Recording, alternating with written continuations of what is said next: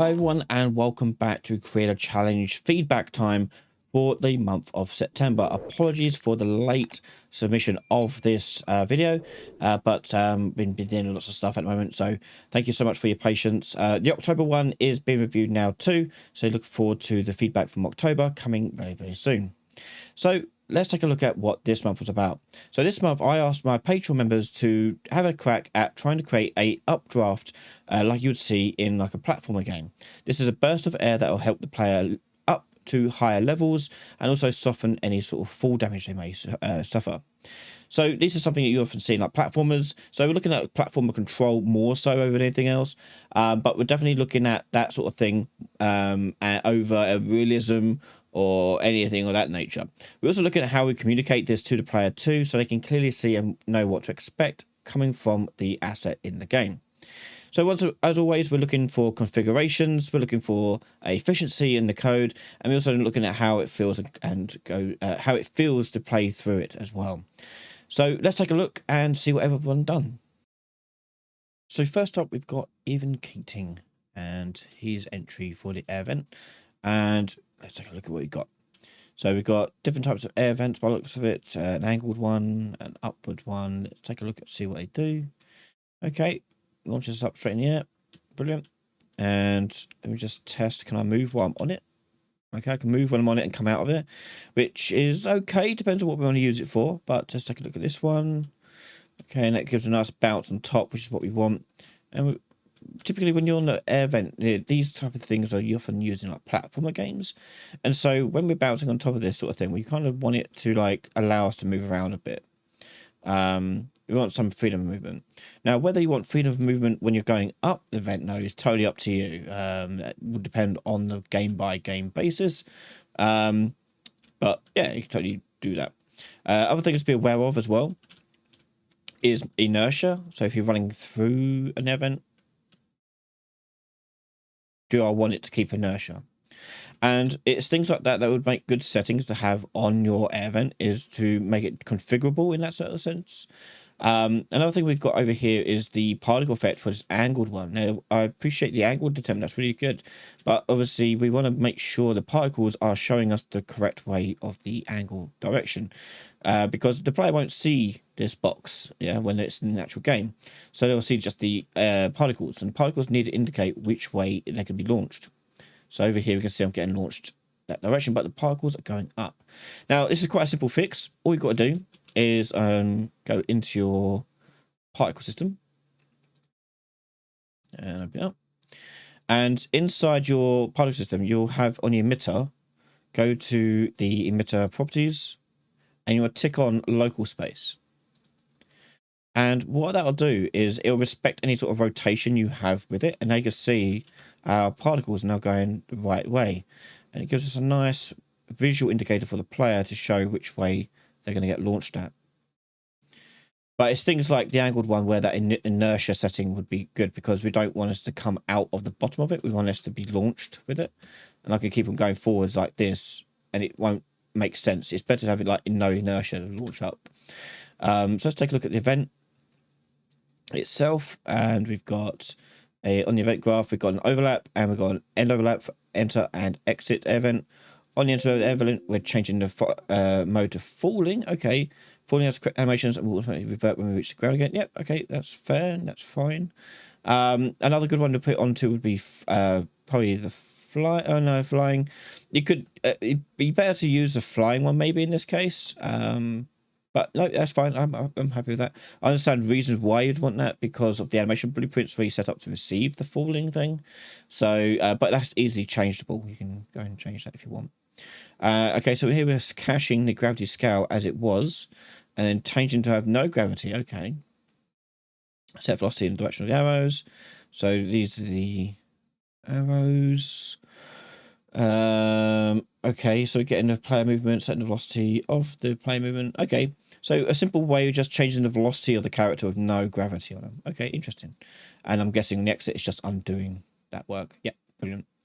Good effort. I think well done.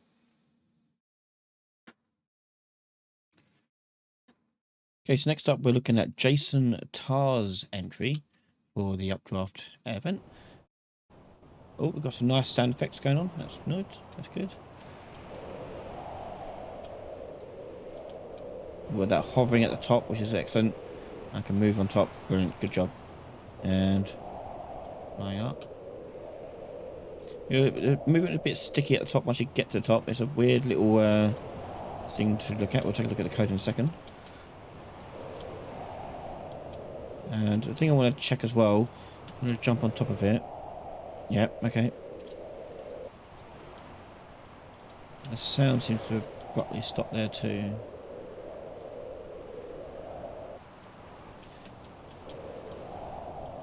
I think that sort of sound you'd want to fade out maybe. It's a bit jarring to have it just stop something like that. And do we have like hang on, if I go up here, if I jump down on top of this one, we got this weird, okay, so when you drop down onto events and things like this, again, depending on the game, you may want to let the player like bounce through it and like let physics take control a little bit. So let's take a look at what we've got going on here. So we're using capsule collision spot a little bit. Let's take a look at the code. Okay, so we've got quite a bit more going on here. So we're getting the character movement, getting the gravity scale. So similar to our previous one, we're looking at a gravity scale and storing it when we begin the play. Into the updraft zone, we are playing sound effects on a tick event. What's this? Select play, invent updraft sound. Okay, so something like this, I would not have on. Yeah, so something like this you wouldn't have on like a tick event tricking around like this. It's wasteful, although you are doing the right thing and checking, make sure you're not doing it all the time because you've got these validation checks. But it is kind of wasteful to keep spawning things in and out and in and out, in and out.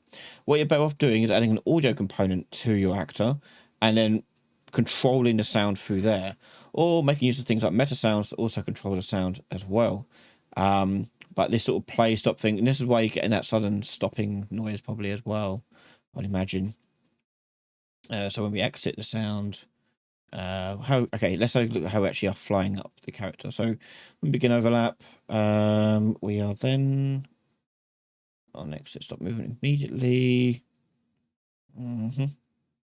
Okay, so whenever you're doing component begin overlap and end overlap, be wary of using these because these trigger for every component that crosses the path, not just an actor, but component. So if your player walks into it, that's the capsule collision, the mesh, and whatever else the player may have on them.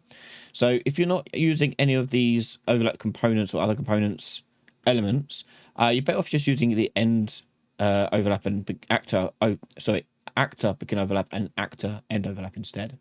It's a little bit more useful and less error prone. Okay, so we've got a gate going on here. So when we're gating it, we're setting the active location. Okay, so you're just increasing active location. Oh, you've got different settings for different things. Okay. Okay. Not too bad. Let's do once, launch character. And entering updraft zone, disable gravity. Okay. So I feel like a lot of this is happening on the tick event, which you shouldn't really have to rely on because it is like a natural overlap event, end overlap event. So if you're just gating things off all the time with your tick events and making use of overlaps here, you're better off just putting on the overlap events and using something else here to sort of make the player ascend. But not a bad effort.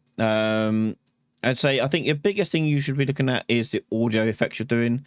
Make them components, and then you can make them a little bit easier and a bit faster to load in, and also you get a bit more control over that fading in and fading out effect. But good effort, well done. So this next entry is from Jason Moore. We've got a simple updraft thing going on here. We've got a spinning texture by the looks of it. Would have been nicer to see this actually more of a spiral effect, but it's a good little cheap workaround if you're not too sure how to do the spiral. It just becomes a lot more obvious when you get the seam there spiraling out of control there. But definitely something to look at and work on. And you could easily just use a simple effect that you see on like barbers, and look at their sort of, you know, barber signs they have. There's a very similar effect you could do to get the same sort of goals.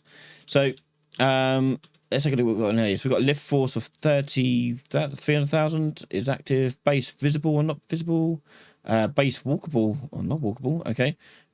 Turning blades, I'm guessing. Well, I don't see. I'm guessing that's the blades at the bottom they're going to turn or not. Blade rotation rate, shaft height. So it's the first one to do like an actual visible blade thing, which is interesting. Shaft height here we've got to change, and we can change it up and down. Can we change the width of it? Let's see if we can change the width of it. Okay, and let's push play and take a look what's going on here. Okay.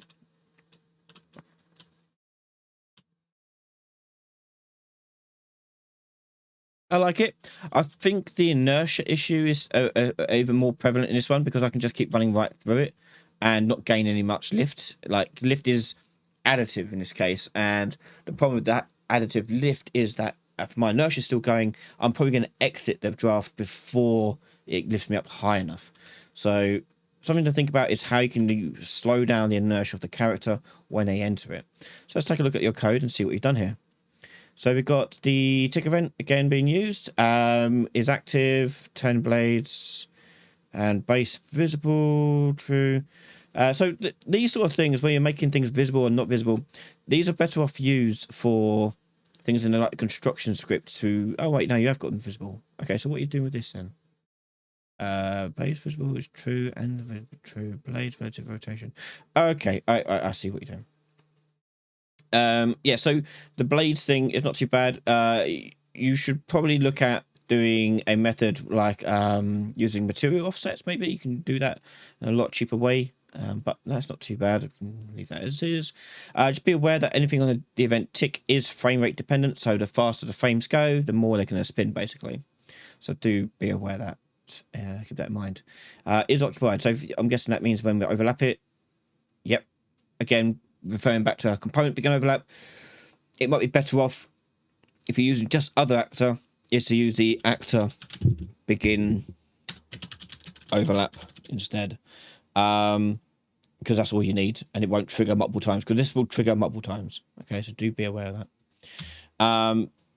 Okay, so is occupied becomes true, and then we're adding a force, and the force we're adding is the vector. So yeah, good, interesting. Make sure you make of use of the force thing, which is good. Previously we just saw velocity changes, so using physics to our advantage here. We've got the primitive component, and we're adding the force again perfectly to it. Okay, cool, brilliant. I think the force idea is the correct approach to go with that. But you don't, I say you don't need to use force. You can use many other methods. But I think work on that inertia. So when you enter it, we slow the player down and launch them up, or get them up in the air quicker. So when they begin overlap, maybe a simple launch of the character would be pretty good. We do launch character from here. Launch character. And you're not going to use any of the overrides, because if you use the overrides, it's going to wipe out whatever inertia they currently have when they're falling, which we don't really want. So launch velocity here, I'm going to put in, I don't know, let's say 1,000, and get that initial kick when they enter the thing. Like that. Maybe not that much, but you get a gist. You can kick them up in the air a lot quicker. And even if we're running at it, we'll get a good air out of it. So, well, I'll look at doing something like this, to give that extra push. Again, not using the Z override. You can maybe want to turn on the XY override. That'll remove that inertia when you're walking through it. So if I walk through it like this, for example, it launches me straight up. Which, if you're doing like a platformer game, that would probably be a bit more efficient use of that. So yeah, bear that in mind. But as you can see here, what's going to be happening is we're losing that momentum when we're at the top. It's not too bad in this case, but something definitely to work on. So there you go. Well done to everyone who submitted their projects. Hopefully you had good fun with doing it and enjoy this feedback and find it useful. And I look forward to seeing everyone else's entries for the October review as well. So thank you so much everyone who submitted. If you want to take part in this challenge, feel free to head up over to patreon.com/Ryan Laley, where you can donate just $1 and have access to this challenge, as well as all our videos before anyone else, as well as many other benefits too. Thank you so much to all the patrons for supporting the channel. Make sure you subscribe to the channel, and I'll see you all next time. Bye everyone.